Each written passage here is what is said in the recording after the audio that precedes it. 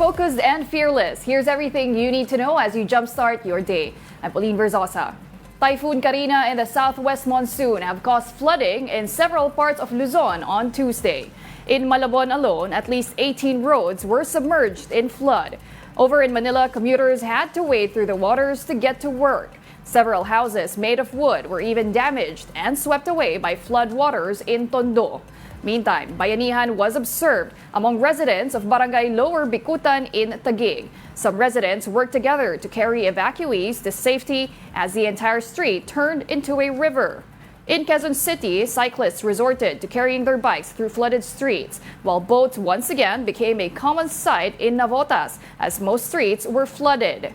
Also left inundated were parts of the towns of Bacoor, Kawit, General Trias, and Noveleta in Cavite. In Bulacan, the local government of Kalumpit is calling for assistance as floodwaters rose as high as two-story houses. Over in Cagayan, nearly 100 families from some towns were evacuated due to the flood. Latest government data show that 8 people have already died from the combined effects of the southwest monsoon, Carina, and cyclone Butchoy. Some 180,000 families were also affected.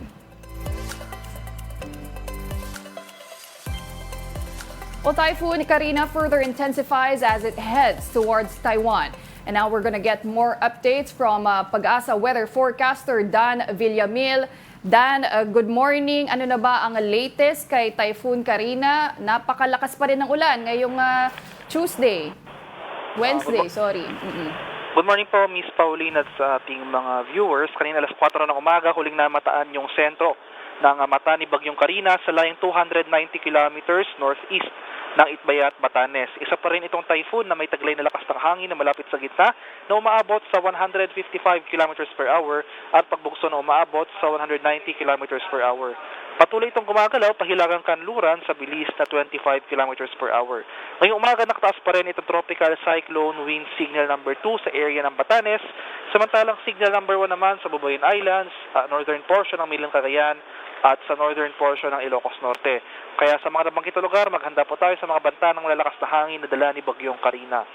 In addition sa mga areas na may wind signal na nakataas, sa nalalabing bahagi naman ng Luzon at malaking bahagi ng Visayas, dahil sa epekto ng hanging habagat, asahan rin natin itong mga malalakas na bugso ng hangin.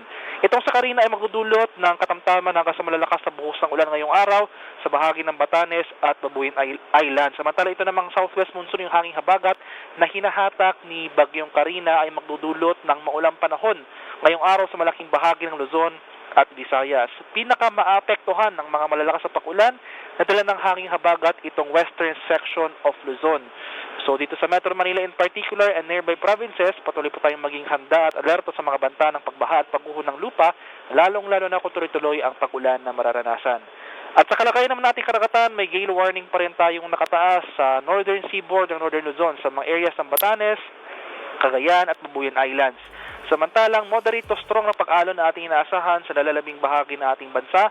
Kaya sa ating mga kababayang mangingisda at may mga maliliit na sasakyang pandagat sa mga nabanggit na lugar kung saan may nakataas tayong gale warning, kung maaari ay huwag po muna tayong pamalaot dahil patuloy tayong makakaranas ng maalon hanggang sa napakalong karagatan na dala ni Bagyong Carina. Miss Pauline. Maraming salamat sa inyong updates, Pag-asa weather forecaster Dan Villamil. Meanwhile, classes and flights have also been canceled and affected due to heavy rainfall. More and more local and provincial governments are announcing class suspensions for today. The list is being flashed on your screens right now.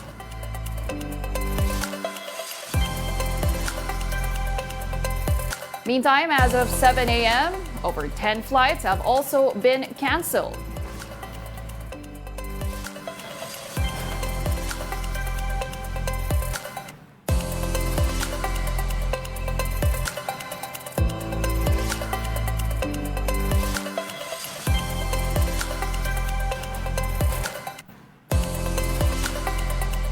President Joe Biden has withdrawn from the 2024 race, leaving many wondering, can Kamala Harris win the Democratic nomination and defeat former President Donald Trump in the fall? Here's the report. Biden is out. Kamala Harris looks to be in. The big question is, can she secure the Democratic nomination and then go on to beat Donald Trump in the fall? Let's take a look at the numbers to find out.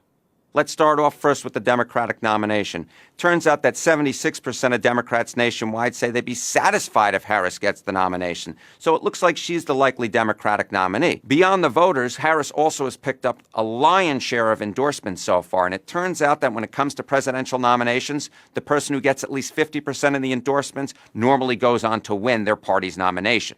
But let's put aside the primary for a second and let's talk about the general election. Can Kamala Harris beat Donald Trump? Well, when looking at a national polling average from 2024, she can't do any worse than Joe Biden, who led on 0 days during the calendar year against the former president. And indeed, when we look at the net favorability ratings, that is favorable minus unfavorable, in a poll taken by ABC News Ipsos after the Republican National Convention, we see that while Harris isn't exactly beloved, she comes in with a net favorability rating of minus 11 points. That was actually tied with Donald Trump, both of whom did considerably better than Joe Biden, who came in with a net favorability rating of, get this, minus 23 percentage points. Of course, elections ultimately are won in the key battleground states. And while we don't have any polling post the Republican National Convention from them, we do know that in pre-Republican National Convention polling, Harris seemed to be doing slightly better than Joe Biden.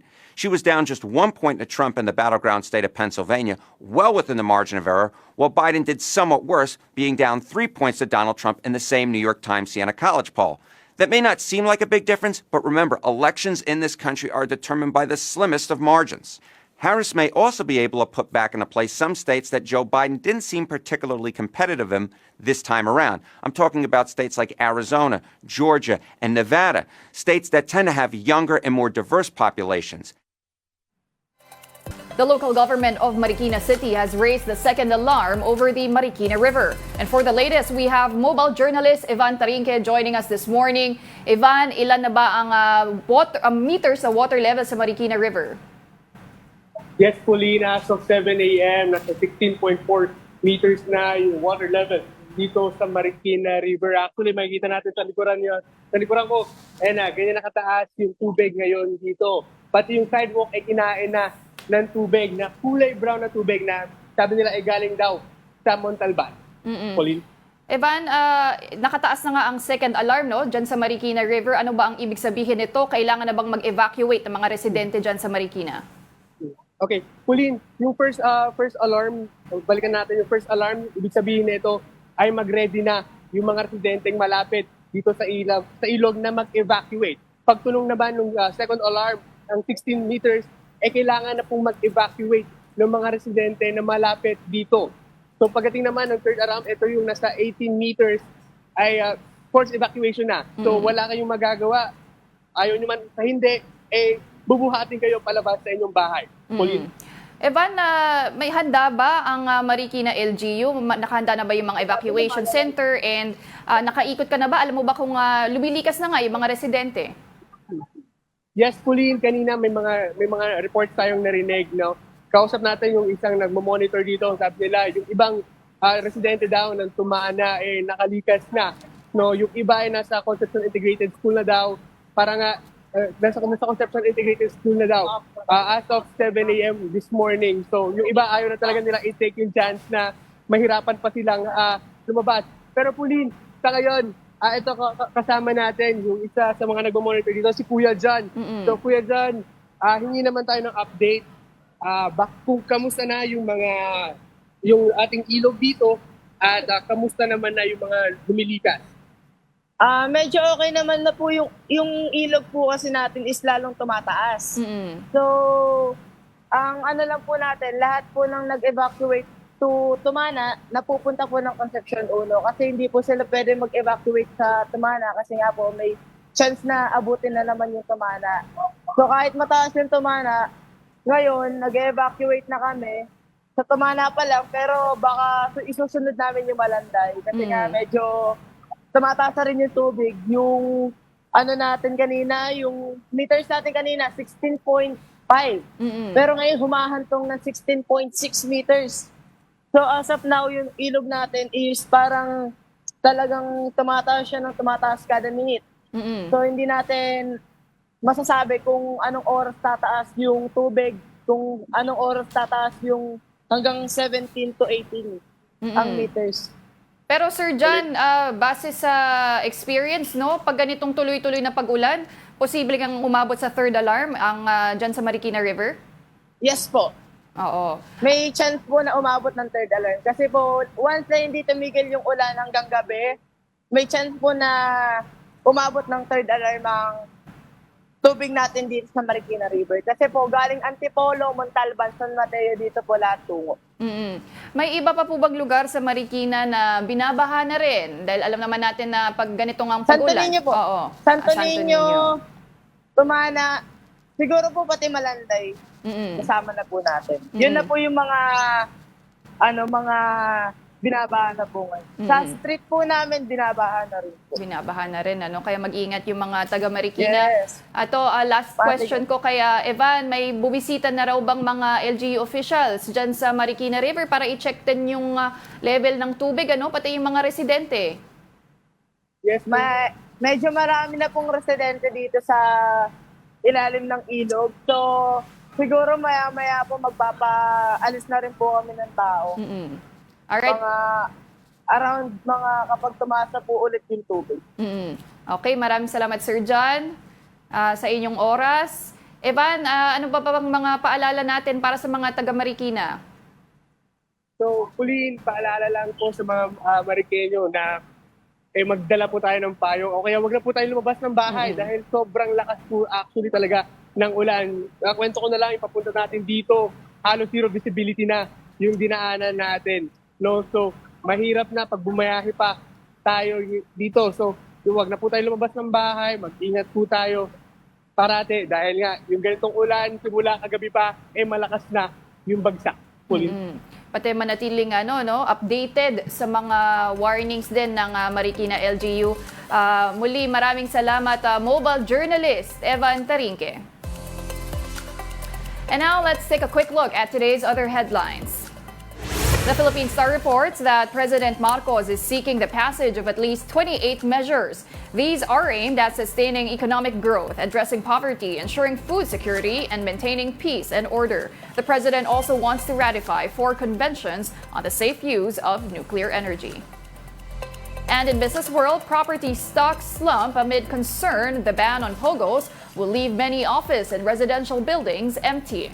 The property index closed at 1.62%, or 44.24 points lower a day after President Marcos announced the ban. Some analysts noted that several developers have already made significant efforts to lower their POGO exposure. And those are the top stories of the hour. Join us later at 9 a.m. as we continue to monitor the day's biggest stories. I'm Pauline Verzosa. We are One News.